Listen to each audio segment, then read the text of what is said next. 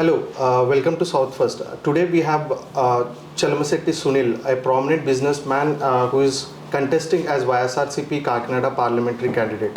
Sunil has so far contested 3 times in the previous elections but has been unsuccessful so far. Contesting for the fourth time, Sunil is looking to turn the tables around. Hi sir, thanks for your Hello, time. hi. How confident are you this time, sir? This is the fourth time that you are contesting. See, based on my homework and my past experiences, I think especially the kind of governance our beloved Chief Minister has given to the state has been our foundation for confidence. Sir, what led you to pursue a career in politics, not business? Because you have been. Yeah. Basically, my understanding of charity in a bigger scale is through politics because as an entrepreneur, as a businessman, I could address people to an extent. There are limitations how much I could impact lives to a lot of people.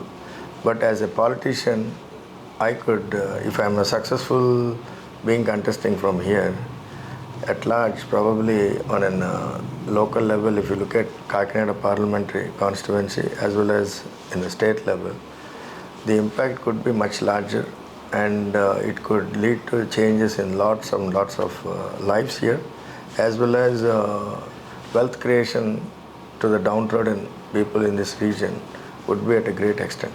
Sir, first you made debut in Prajarajyam Party in 2009. Later you have contested in 2014 in YSRCP, again 2019 in TDP, and now you are contesting in YSRCP. You are taking on Chiranjeevi's brother, Janasena's party here. What led to shift to again YSRCP, sir, from TDP and Prajarajyam? No. Basically, see, I was always associated with Mr. Jagan Mohan Reddy since he has started, since the inception of the party, since the early days of the party. And my stint in that party was all through for the last so many years. Only just before 19 elections, I had some personal issues which led me to come out and choose otherwise, because during even that time, that reason for changing the party was not there. I just thought I will move out of politics and not. But towards the end of the elections, when the time is not your side, you make some wrong mistakes or wrong choices, and I took it that way, and that might be the reason which led me to contest in TDP at the time. So, but my stint in TDP was very, very short period, that is from nomination till the elections. And after that, I thought, okay, I wouldn't be going into a mainstream elections, and I started getting back to my office and pursuing my entrepreneurial skills in my business.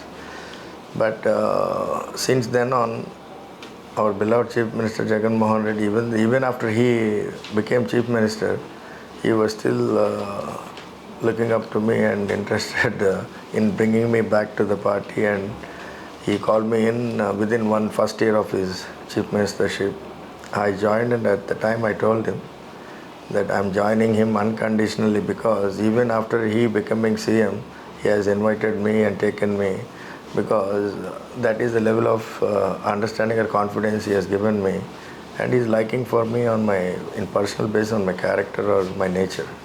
So that has led me to take that choice. But towards the end, just before 2 months before these elections, he called me in and said, Sunil, I need people like you with the kind of background you have, with the kind of thought process you have for the people, and the kind of, basically nature, not only nature, because in the past 3 elections experiences, people have been very, very sympathetic to you, as well as people wanted you to be their leader there locally. And he has given me, because when Jagan Mohan Reddy chose candidates for these elections, he has been doing a rigorous homework to field candidates across the state. In this process, they have come up with probably a report, I guess, that Sunil is most suitable or most sought after candidate in this region. And he asked me, which I could not reject. So YSRCP is facing criticism that there is a lack of industries in state and lack of development. Since you come from the business background, what is your report card for YSRCP? No, I think that is to a great extent very untrue. Okay. Because if you see Jagan Mohan Reddy Garu, the way he has created the whole welfare to the state for the needy poor, on the other side, he also has taken up development as his core agenda, and he has built the foundation for the development, which is education is the foundation for a development. And addressing all the needy poor of the state is a part of foundation for this development. And while doing that, he also has taken up, which were not done before in the past. I think if you look at Andhra Pradesh, since independence, we have only 4 large ports in the last 70 odd years. But if you see in the last 5 years, and the first 2 years were gone through COVID and Corona. But if you see within the last 3 years, he has taken up 4 large ports under government and started building them. I think 2 of them are ready to open up. And he has taken up building 10 fishing harbors. And because Andhra Pradesh is a potential coastal economy, and he has addressed it. Unlike Hyderabad, what people talk about, we don't have IT companies, we don't have these companies. But he strategically, he has taken up building coastal economy such a way that he is building 4 new ports, 10 fishing ports, and around the fishing ports he is building cold storages, marketing places, sorting places, and all this. So apart from those, he is also building 17 medical colleges. In every village you have village secretary. But opposition is particular towards the infrastructure in the state, the capital. No. See, capital-wise, knowing, understanding the state's fiscal position, even in 2009 or before 2009, state was never in a position to build such a capital what was dreamt by our opposition.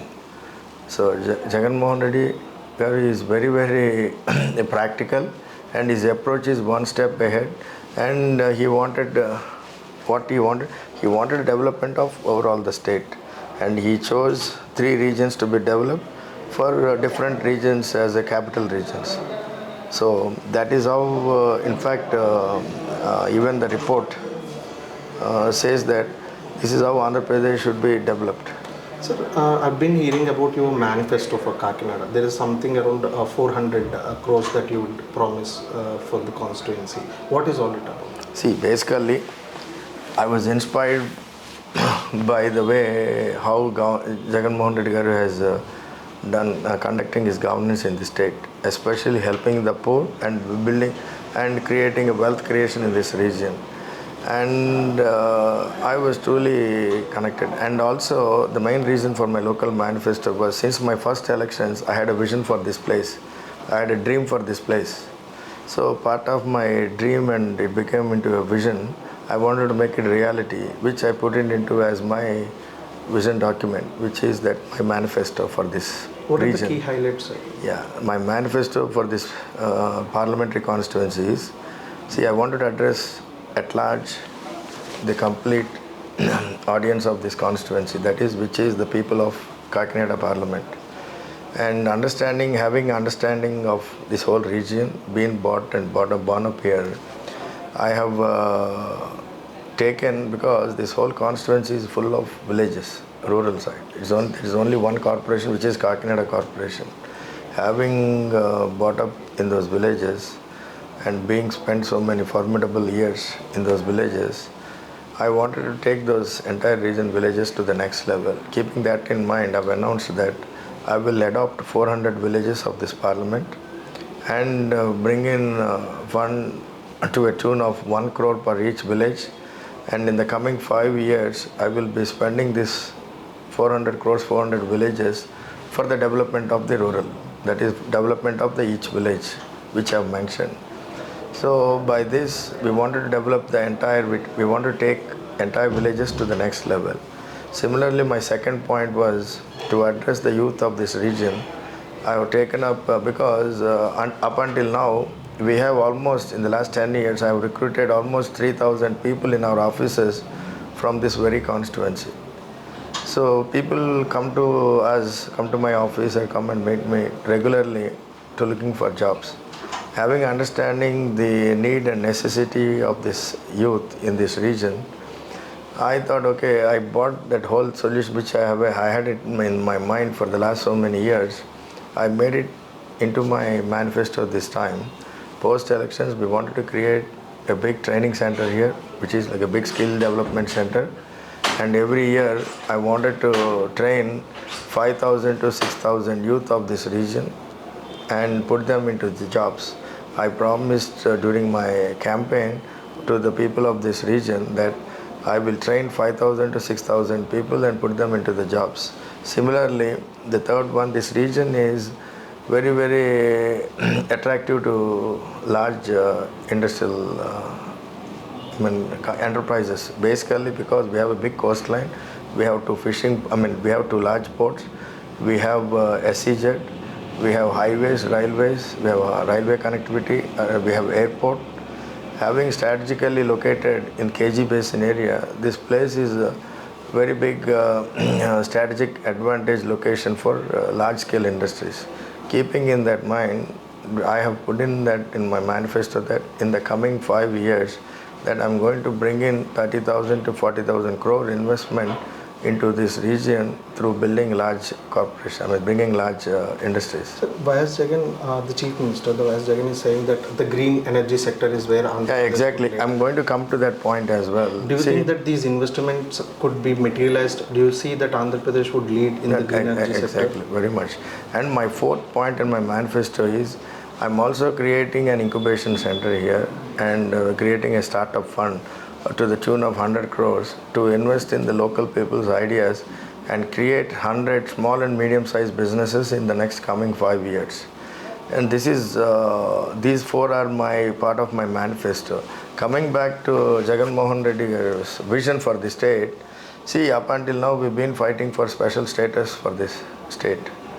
But on the other side, Jagan Mohan Reddy with his new energy policy, with this green energy policy, he is going to make the state as a green state, that is green status state, which means Andhra Pradesh in the coming years, probably in the next 3 to 4 years, this will be AP will be the highest green energy producing state in the country, which will help for large manufacturing companies to set up their manufacturing bases in Andhra Pradesh, because having access to ports to basically export to Europe and US and other parts of the world by avoiding carbon tax, which will make every production unit very lucrative.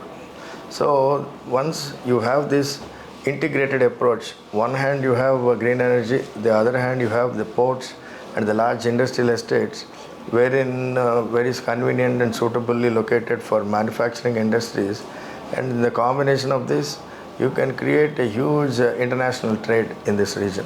Sir, your opponent is a tea-time founder, Uday, and you and many people are now in the parliament elections where are coming from business background or for NRI background. How do you see this trend? See, basically, as an entrepreneur and looking at my case, there are very, very few people, real businessmen coming into politics. There are very, very few people, very few real entrepreneurs coming into politics. People, when you are in a serious business and serious entrepreneurship, you are fully engaged, and getting into politics is the biggest challenge and the biggest sacrifice. Unlike very few, I see people in my situation coming in because I have my brothers or family involved in such a cases. But lot of people under the feather of businessmen, they come from different backgrounds. When they choose to come into politics, they claim the business tagline. You would see, sir, these businessmen or the NRIs would pitch for the common issues like special status and all that in the parliament. Yeah. Because there has been criticism by. No. See, there are certain things which are policies made by the parliament. And there has been an history, there has been a track record, there have been a series of debates happened on issues like the special status and as well as some things like reservations. And they're all serious affairs and they've all been politicized. But as an educated parliamentarians, we need to do our homework right and understand where to put our resourceful time on things which are really matter to this state and our people. Sir, one last question is that you have your opponent is saying that you are political tourist, and you are saying that YSRCP is saying that he has betting links in the Dubai. He has not come from proper business issue. What do you have to say on that, sir? No, basically, see, because somebody says me that I'm a tourist here, doesn't make me that I'm a tourist here. Because people of this place have been politically very savvy, especially the voters of this region, especially Kakinada Parliament. We have a track record, we have a legacy, family legacy in this region. People whoever commented on this, especially my opposition candidate, he doesn't have any credentials, any credibility, neither any background, especially from this region. So there's nothing much than this for me to say. But during my campaigns, I tell the public, I tell the voters that they should be consciously voting. They should have a thorough understanding about their candidates whom they want to vote. Because in our largest democracy, everyone has the right to vote from President of India to a common man. When they vote, people have to vote very consciously and with the thorough understanding. So I think I have full confidence in public of Kakinada, and that is another reason why I'm so confident that they would vote for the right people and right people who will make difference to their lives. Thank you. This is all from Kakinada and with Sunil Chalamsetti. Stay tuned for more such interviews. Thank you.